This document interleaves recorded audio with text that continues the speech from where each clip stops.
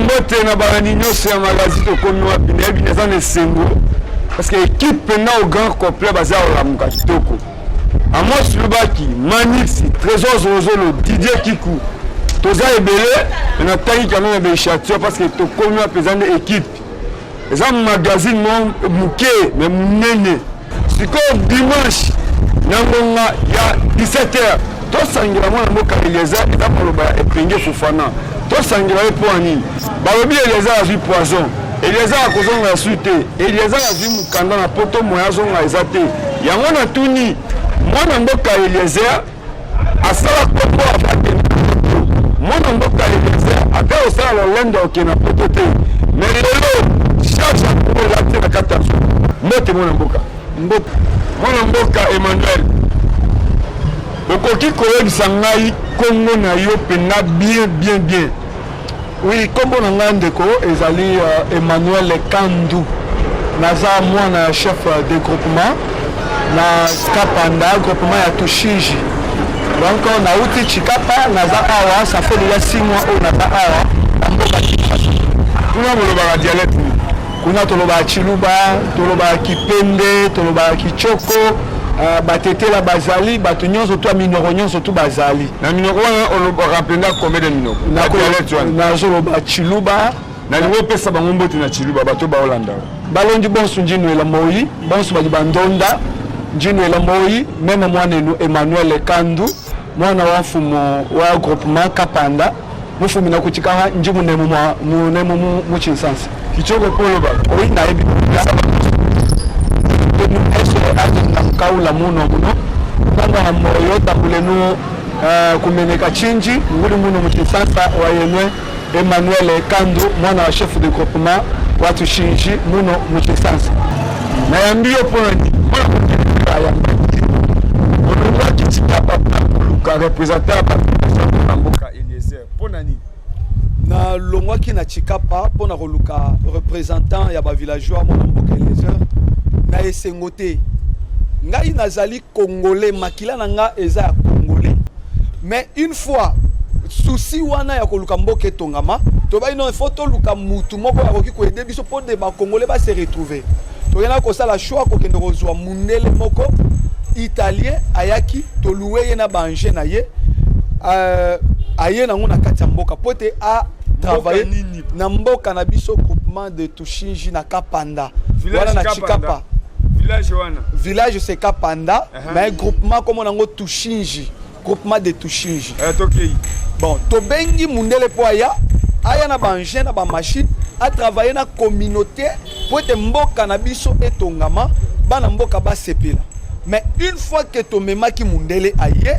mundele asangani na ba autorité nyonso tu ya Chikapa nzoka nde azalaki pion na bango o batindaki une fois qu'il a découvert que Chikapa nani Kapanda ils ont un diamant ebele donc to travailler sur les contrats est pour 6 mois après avoir travaillé sur les contrats na no silité mundele basali bloc na bato saema Siskam basali bloc na ba autorité non so gouvernementale o ya Chikapa babengani chef de groupement nde to landaki awa to ye kolela pona nini babengani chef boye kolela epa nani azaki pe député boyaki kolela epa nani toyaki epa ya honorable Eliezer mwana kololo pango parce que aza molobeli eloko nini ombomoni oyo etinaki no boye epa na ye mais tomoto yango esa mwa bokeseni na bamosusu balobi malamu ke bamonaka nzete na bambuma nango bamonaka pe nani bayebaka pe nyama apatia mokila na ye donc c'est pourquoi à cause ya makambo oyo ezotalisa ndeko Eliezer c'est pourquoi tolandaki ye et puis peut-être tolandaki ye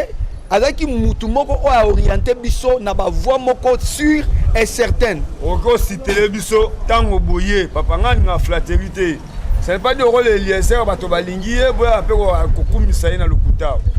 yo na Chikapa Eliezer aleka na ba chaîne câblée oko ebisanga na Chikapa kuna olanda ke Eliezer na nini ndeko Eliezer ngai na awa na Kinshasa za première fois te na yaka na Kinshasa na zongi na yoki pe makambo ebele eza pe ba preuve mususu o diamant ezomaki na nini na Mbujimai makambo nyonso tuti na ndenge akoti na prison toyebi ba histoire ya ndeko Eliezer c'est pas aujourd'hui c'est un homme véridique na yepe pour na reflater parce que tout bato nyonso tout bayebi ye bayebi ba efe na ye sur ça soki mutu aza na makambo moko ya malamu c'est un homme po aza intègre faut tolanda ye et pourquoi pe tolandaki ye na kati ya mboka awa sikoyo amemi bino wapi ndeko Eliezer amemi biso député national amemi bino na ba place nini ndeko Eliezer amemi biso na palais de la nation tokomi na palais de la nation et pas bakonzi oyo bazali na makoki makambo etali minéré tout ça atie biso na maboko na bango ndeko Eliezer asali voyage akei pote dossier na biso ezala traité et puis place peut koma ki ezali place moko malam place nini ba bureau wana ezala ba congolais na palais de la nation je pas caché na na palais de la nation conseiller Eboma na conseiller oui conseiller Eboma na conseiller Crispin nde bato mbaki biso babengaki mundele ayaki bayebisi mundele komeka kokoma na chikapa te mais eloko moko nde parce que bakomaki mukanda te komeka konyata te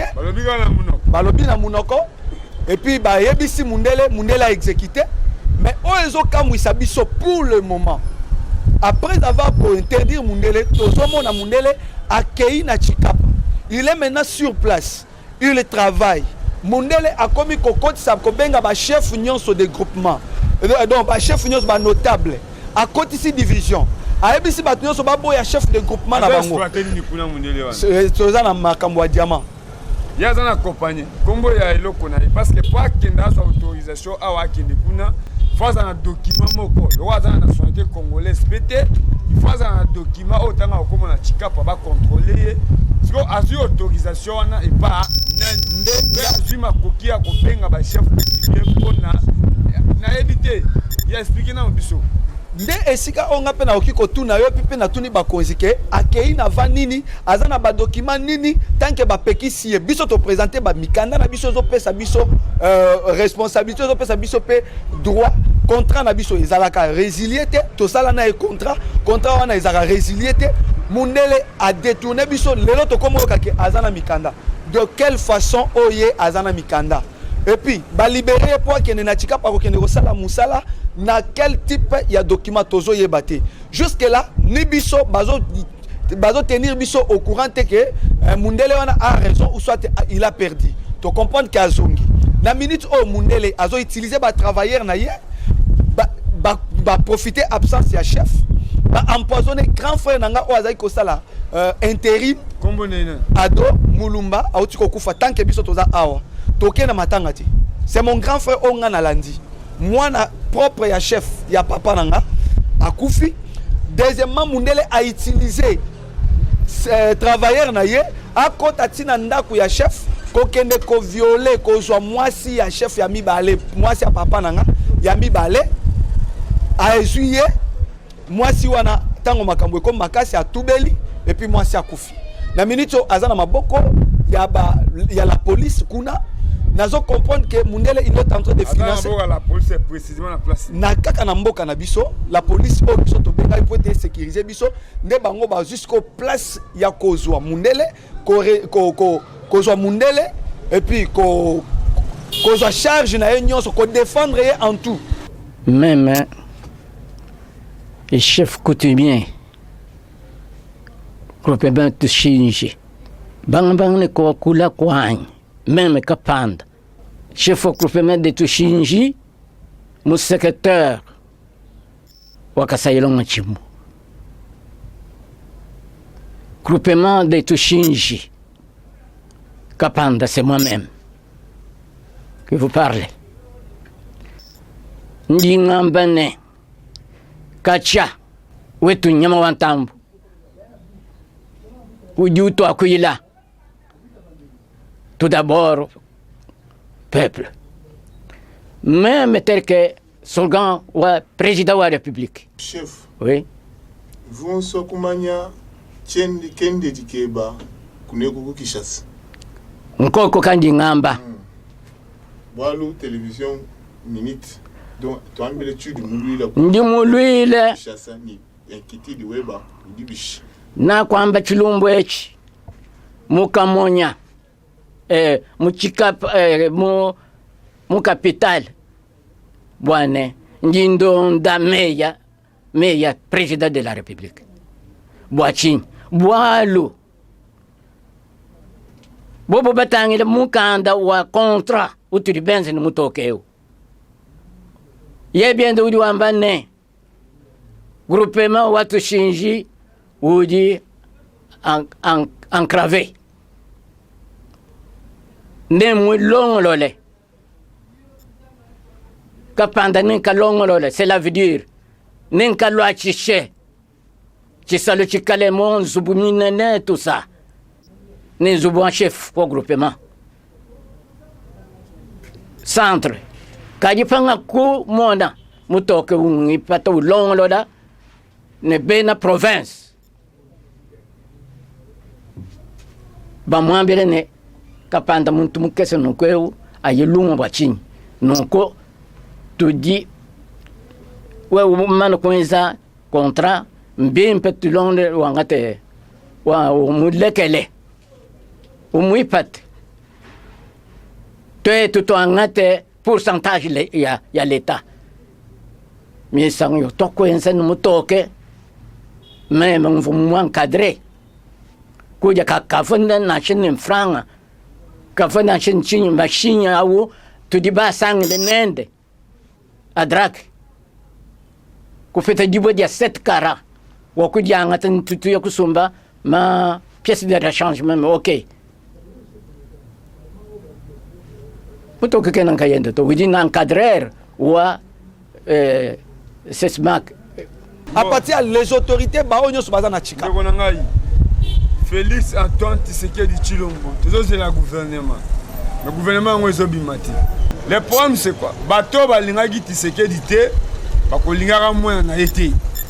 bato balingi ba comme ça Félix Shawama pizza lelo bango bato basala complot kozwa tous les deux docteurs ya Etienne Tshisekedi pe ba comme ça ngo ba ministre lelo na éviter bola muni ba osalela Félix a dit le peuple d'abord. Même la partie politique qui a accompagné l'UDPS. Est-ce que la vision le peuple d'abord?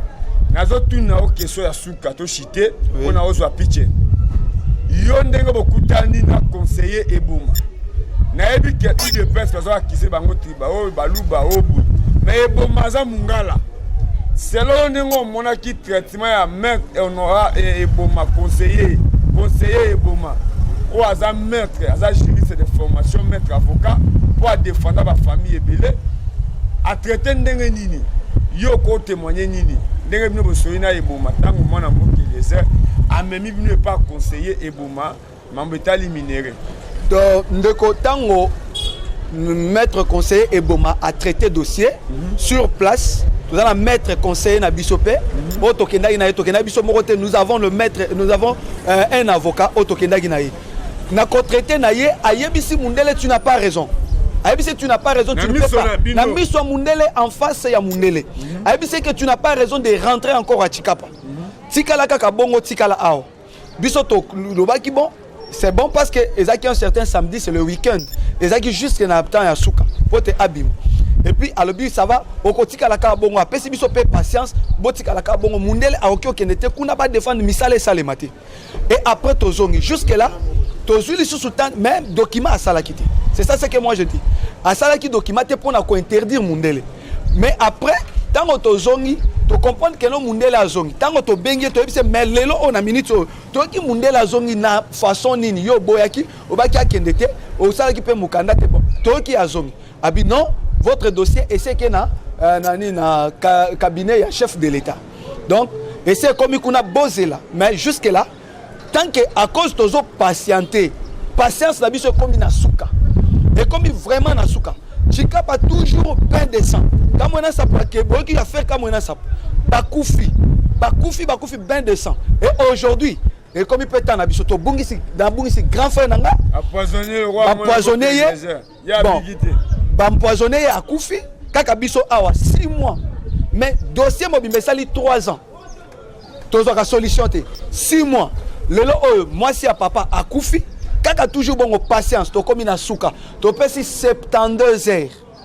Si notre dossier n'est pas traité, n'est pas résolu, nous rentrons à Chikapa.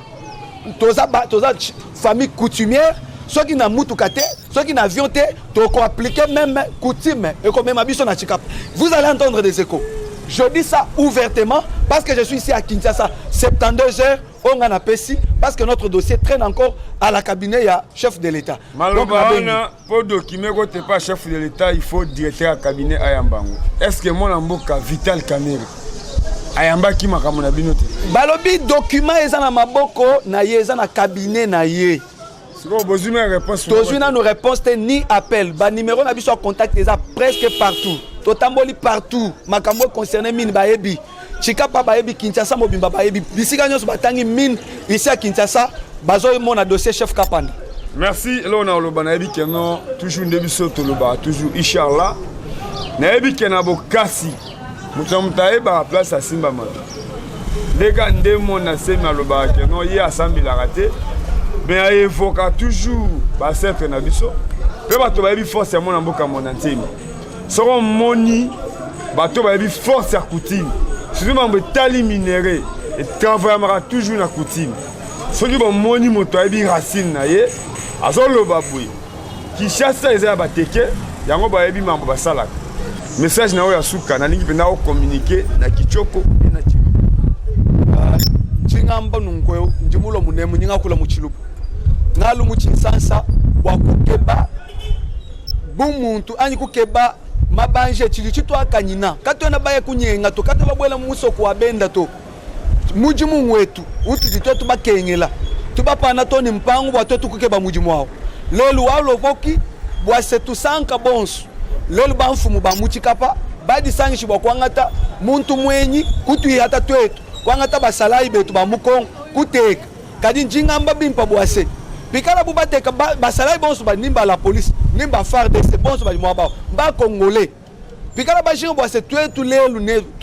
tulenganga na machi ni ba congolais netu ni bienzeka na ngwaka ni mufila leba machinchikila bwase ba mona kuma sa chilumbu chetu to alukila mubu pole. Merci bandeko ezande bwe biso ba villageois to yebi mambo ali mambo ezo kenya zo lo bango bino ba conseiller chef de l'État attention. Pourquoi les aba boutique na binote ki okeshino somi biloko ye nango ali bozo mema mboka le peuple d'abord e kozongi la bino le tango eko baluke ko sala mabe papa kende pona zo ya mona mboka pichene abakisa muke mona mboka pichene azana mambo ebele ya ko bakisa te na yebi yo comme soda penda ya ko défendre mboka oyo opona Etienne Tshisekedi lelo boza na pouvoir mais comment on a collé là au Ezaki na Joseph Kabila peuple congolais a zolé là toujours Félix a retombe la mboka yemo côté mais il faut azo battuti à quoi ko suka na collé là qui a 2 personnes 3 personnes té mais cause la Sony premier docteur en droit mais bato baza au défendre mboka bazate pichen olobani mwana mboka Fofana Epenge ndenge na lobaka toujours que non vérité eza ndeko mutute vérité eza camarade mutute vérité eza li papa mutute eza li maman mutute vérité eza teti. Alors ngai naza na inquiétude na ba regret makasi parce que biso leur papa lobi le peuple d'abord lelo na kota la dossier o ndeko awuti koloba na lingi ko kende musika te na lingi ko kende mingi te nazali kotalisa bondoki bosoto Oezali na kacha cabinet chef de l'État. Na kotalisa makambu selon procédure o bakenela ki na dossier o boti na niveau ekomeli, c'est-à-dire blocage ezali quelque part par les individus. O bazali ko sala pona d'intérêt personnel na bango. Aussi longtemps que non ngai o ngana yebe na yebi que non mokonza mboka zalaka na camarade te, mokonza mboka zalaka na piriete. Camarade ya mokonza mboka ezali peuple o ya pesa ki mandat. Camarade ya mokonzi ya mboka ezali projet de société na ye oyo apesa ki programme na apesa ki pendant la campagne po ke no ngai na mandat na nga na kosala bouna na bi mokonzi ya mboka alobaki ke no toko déboulonner ya makambo mabe nyonso ya impunité parce que non tout autour ya cabinet chef de l'État ça ne fonctionne pas bien. Alors yango ngai pe nazali kozongela na 72 heures onde kwa uti koloba awa nazo pesa 72 heures parce que tosili koyeba déjà parce que tolaki na kati ya kolandela koyeba pena ke non au juste blocage ya dossier oyo eze panani eza epa batu nini dossier wana bazo gérango na kati ya bapoche na bango mpo na intérêt personnel na bango bakomisa yango boutique lokola marchandise ndenge outi koloba keno bakindaka ndeti bazoke kosomba biloko na Chine mpo na yoya koteka kosenrichir alors prix ndenge olingi okokanga mpe magasin na yo lolenge tozomona yango te mwana mboka epenge nazolia biso keno kaka nde na outi koloba bi keno vérité eza teti vérité ezalaka ndeko ya mutu te vérité ezalaka camarade ya mutu te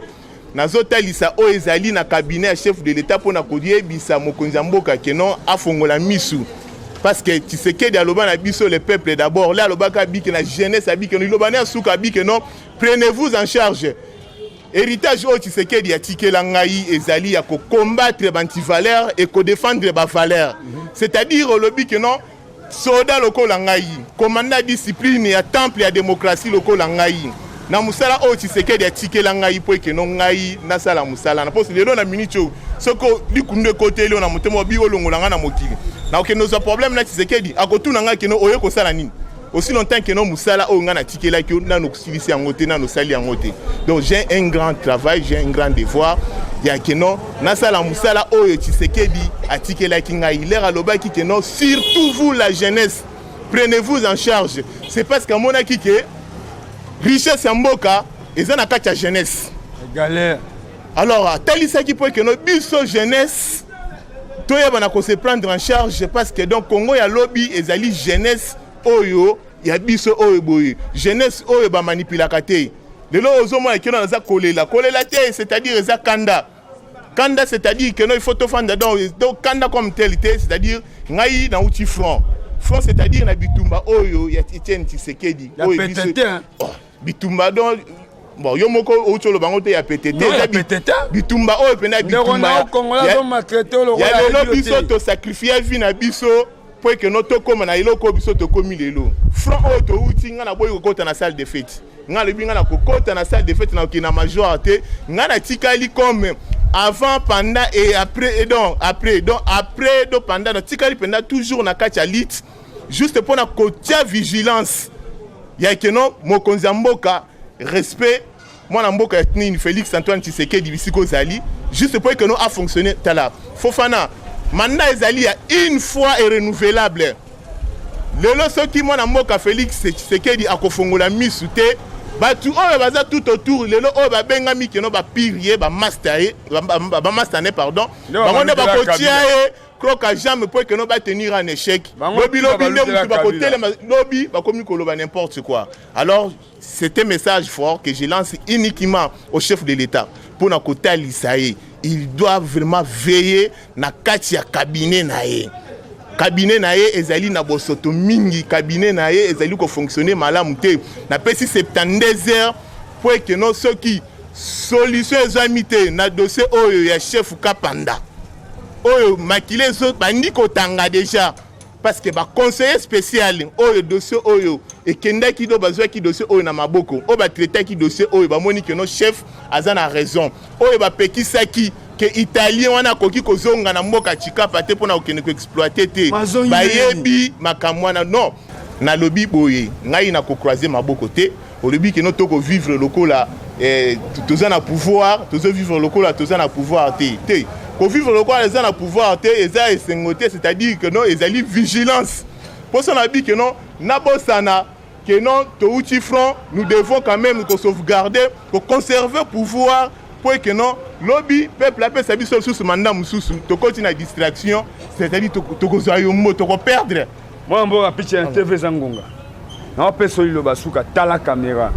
je me rappelle le jour Fatia zonga na Vital Caméra tozala na yo caméra alobaka soki ba pesi même Bougoumé sa limité a ko changer ma cam Vital Caméra l'équipe comme directeur à cabinet à chef de l'État 8 mois 7 mois 4 mois peuple congolais a roi tu vas même na désert ça la boité nino ko bana mona mboka Vital Caméra kolela ya peuple ezali mingi parce que le gouvernement na no bimité cabinet à chef de l'État yango mutu ezali lokola gouvernement oyo ezali chef de directeur à cabinet na minute oyo ye mutu aza lokola chef ya gouvernement pour l'instant et pas mokonzi mboka mais bato bazolela trop dossier oyo tozolobela oyo ndeko ema awuti kolobela dossier wana balobi ke non ezotraîner baconseiller eboma Crispin Mukendi donc bauti koloba balobi bien que notre dossier tout ici là déjà batraiter makambo nyonso tout eza na cabinet ya mwana mboka Vital Kamerhe nde bisika dossier zali dossier efandi wana eza bloqué on a appelé on a demandé à tout moment bi que notre dossier eza na maboko ya Vital Kamerhe na ebité dossier na maboko ya Vital Kamerhe azomona yango cabinet ezo sala ou bien ezo sala te ça ne fonctionne ou bien ça ne fonctionne pas donc ou bien soit tu bazu dossier ba tient na ba poche na bango pour na intérêt personnel aussi longtemps que no biso le peuple d'abord tozo mona clair te makile zo tanga mitema eza kolela pinado bato bazolela tout moment pas si ezali ko demeurer toujours nyonso wana na moni que non ezali ba croque à jambe oyo bazo tia na mwana mboka Félix Tshisekedi pour que non a fonctionner malamu te pour lobi baloba bi que to moni tel eloko bodeni tel aboye akoki makambu te aussi longtemps que non Félix azali kosa la incarnation de grandeur il fait l'incarnation de la grandeur parce que biso na 2012 to bandi ko talisa batu Dieu le Père Dieu le Fils et batu ba comprendre que non Dieu le Père Dieu le Fils elingaki kolobani nité totalaki na batu nyonso na kati ya parti nani akokaki physiquement boye kozwa charge qu'on représentait Etienne Tshisekedi total qui parce que tout ce qui a sentiment avec Nani Fofana bisonde tozali boy avec Etienne Tshisekedi c'est par idéologie c'est par conviction mais Félix c'est dans l'ADN Félix Azali par que bel temps se bakanisa kabi que non kozala mael il faut que une université minene il faut ça la classe est belé c'est par rapport à expérience c'est par rapport à parcours oyo yé asali banda combat oyo banda ko sala longo na papa na biso Etienne Tshisekedi expérience wana ne muté pesa e mayele belé parce qu'il était d'abord ministre des Affaires étrangères comment parce qu'il était secrétaire exécutif chargé de l'extérieur il y a parti c'est-à-dire donc avec la diplomatie tout na maboko Félix fait l'incarnation de la grandeur c'est-à-dire donc ezali Dieu le Père Dieu le Fils alors lelo oyo tout a cause la lokola obstacle nazolo ba bien en tant que non commandant la discipline et temple de la démocratie Tiens national landia wa kolela na yo ki ndeti de jour en tout cas bande ko ezalande boya yesa la soni kolela lobby ezongi lisusu mwana mboka Vital Kamerhe na kosepela si c'est vrai aux autres travailler pour le peuple congolais pour tout qui ezara na viseur na rétroviseur tala rétroviseur INC ocha mopiko mbila tena likonga mbila eza nombre ya peuple congolais bandeki basoya bazododa est-ce que ezoko kana o bato bana se yumbi ebanda kabuni mutetela mungala muluba basilika pamba te pe soki basiliki basimaka responsabilité mwana mboka Gentini alata poème ayumbi ebanda kabuni mambo ya poison congolais ayebaka yango te Mobutu atika unité musée aye atika slogan aye Tshisekedi aye alobi bolingo to mise en charge ezo sala passe ngana confirmer yango te droit de réponse pe ezalaka bosala nyonso bozongisa famille na droit na bango kia italien akomakasa ye eza passe Pichen courage hein? Merci beaucoup merci